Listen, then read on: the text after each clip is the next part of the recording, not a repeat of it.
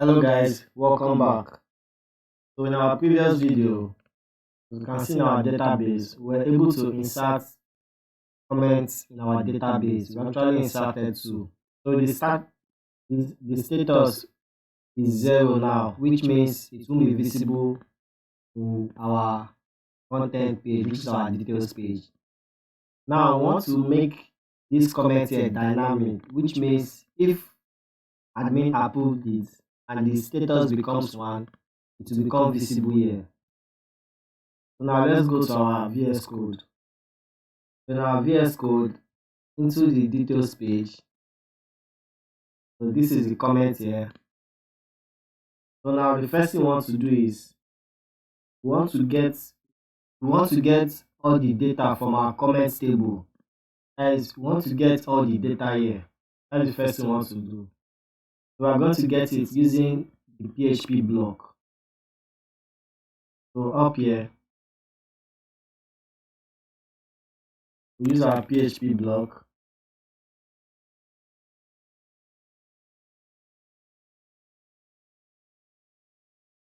Then into our PHP block, we'll take a variable. I'll call it comments. Call it whatever you wish. So the comments will be equals to the comments model. So what is the comments model name? It's also comments. So it's inside our app folder and inside our model folder. Then the name is comments.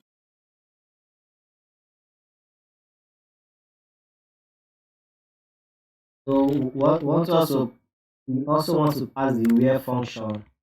That is where it equals to.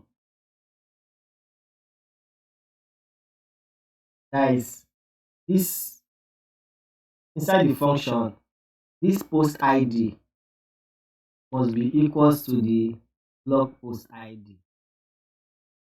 That is this ID here. So once it's equal, it will display the particular comment under this post ID. Let's go right again. This post ID here, the comments in the comments table must be equals to this our blog post table, the ID. Once it's equal to it, the comment section will be under the particular ID. Now let's do that. Now inside this comment, the post ID as our post must be equals to our blog post. So remember, we've gotten all the details in our blog post up here using the blog variable. Gotten all the details in our blog post using the blog variable. So we need the ID inside our blog post. So we use this blog variable to get the ID. So now to get the ID, that will be the blog variable ID. So that is how we get the ID. So we also need to add another function where into brackets inside the comments table. If the status is equals to 0, it should not display. But if the status is equals to 1, it should display. That's what we want to do now. Into the brackets, the status must be equal to 1 for it to display. So once it displays, you get all. As simple as that. But if the status is not equals to 1, you won't get any comments. But if it's equals to 1, it will get all the comments. So now we have about 3 comments. So we want to find the common, div and use it to, we are going to make it dynamic. Let's do that. So this is the first comment.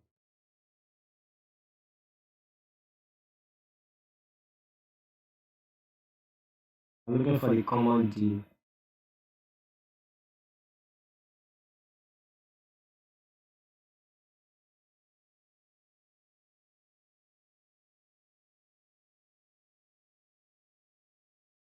This is a single comment here.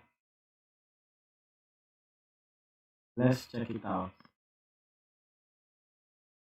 So we have one, this and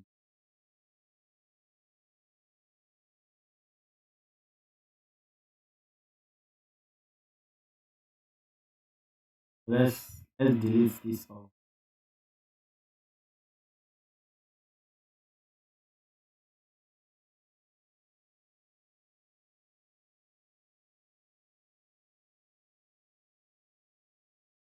Let's take this off.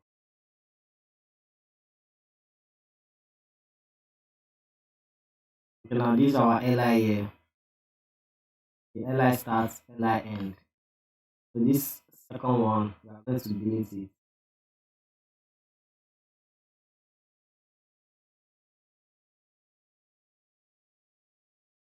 So now we have our single comments now. Let's check the work below the page. As you can see, we have just one single comment. Now let's make it dynamic.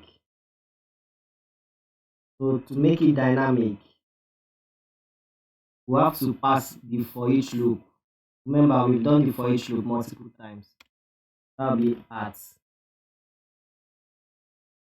for each.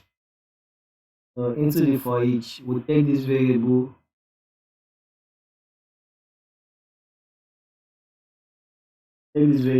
as and give it any name of your choice.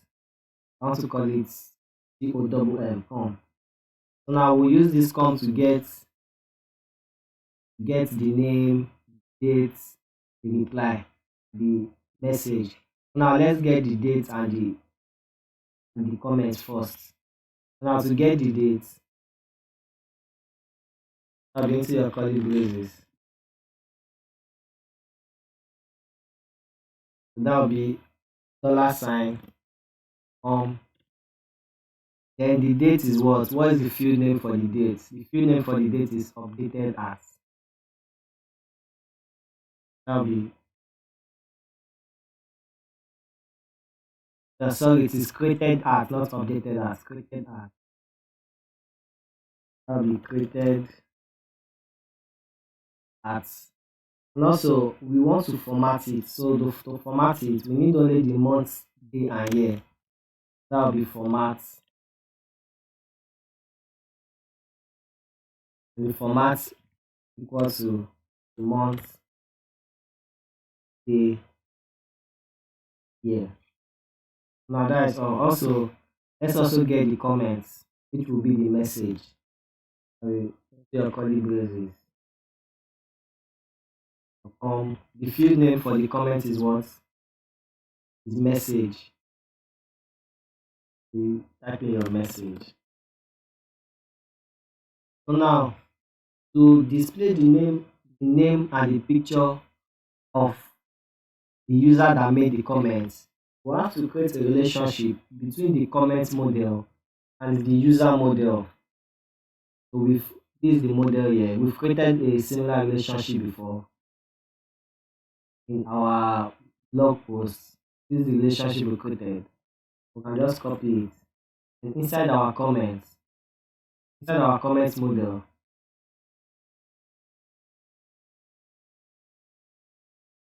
we're going to paste it. So we want to create a relationship between the comments model and the user model. So we can create the relationship name user. So the model name we're trying to create a relationship with is user. So we'll replace this category with the model name, which is user.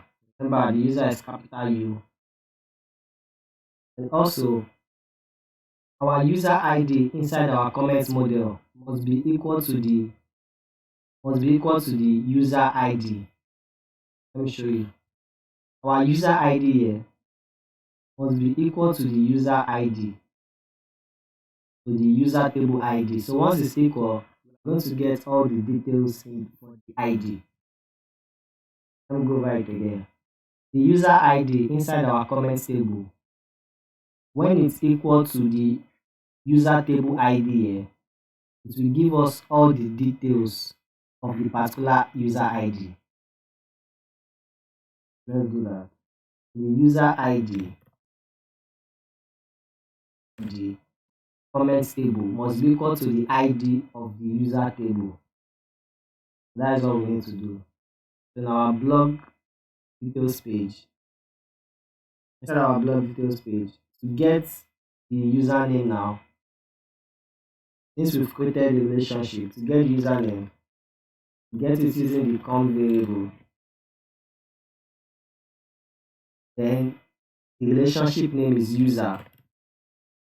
This is the relationship name here, user.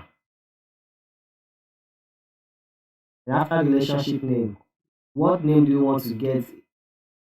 What field name do you want to get in the user table?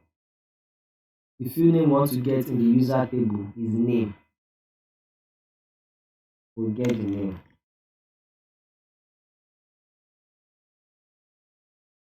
So we are going to also do the same thing for our image. Actually, we've done similar thing for our image before. If you go to your front end, you go to your dashboard, go to your user dashboard. Actually done this it here. That means if the user doesn't have image, it should give us a default image. But if it has image, it should give us the image from the database, our blog details. Inside the image source, we'll paste it. So our variable is com, so we'll replace it. To understand this first, if the user doesn't have a picture, it should display this default. If the user doesn't have a picture, it should display this default image. Else, if the user have a picture, it should display. Now, how do we display the picture? We display it using this com variable. That will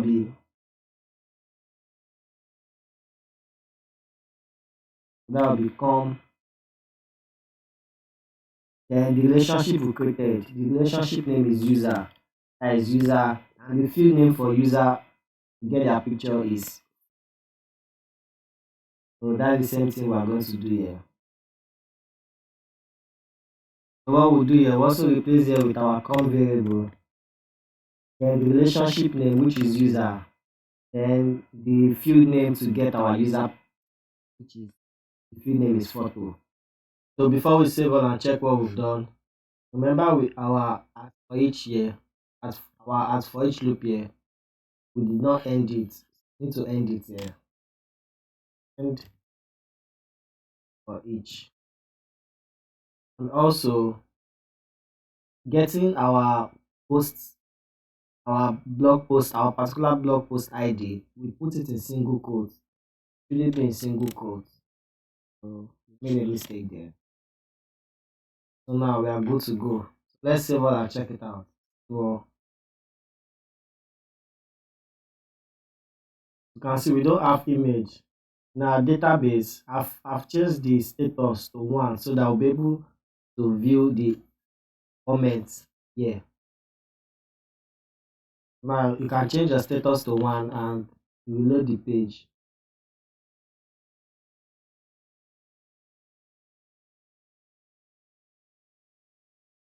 As you can see, able to view the 3 images here. Now let's edit our image, be a bit smaller.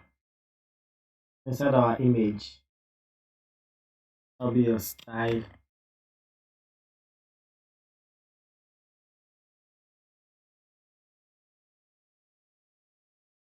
Inside your style, you have your width. Give it 50 pixel. Also your height. Give it also 50 pixel. Now let's save all and check the image out. Save all. Let's load.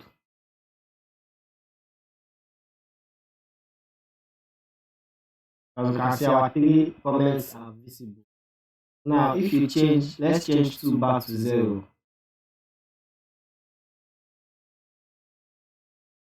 you see there is only one comment that will be visible. Now let's reload it. You can see you have just one comment that is visible. Now let's work on the username. So for the username, we have to copy this. So now let's copy this. Place it with this name here. Now let's save all and check it out. Let's save all. Let's check it out. So you load the page. You click on your details. And see, our name is now going well. And see also the date of the comment is visible. Our comment is also visible. So let's click on another post if we are going to see any comments. Since we did not comment, let's click on this post. You can't see any comment here. So we did not comment on this post. So that comment is specifically for that blog post ID. I hope you understand what we did. In our next video, our admin will be the one to approve a comment or approve a comment. The admin will be using what we call switcher. If you go to your backend thing, if you go to your form element, we'll use something like this. So the admin can either approve it like this or won't approve it like this. So this is what we'll be working on in our next video. See you in the next video.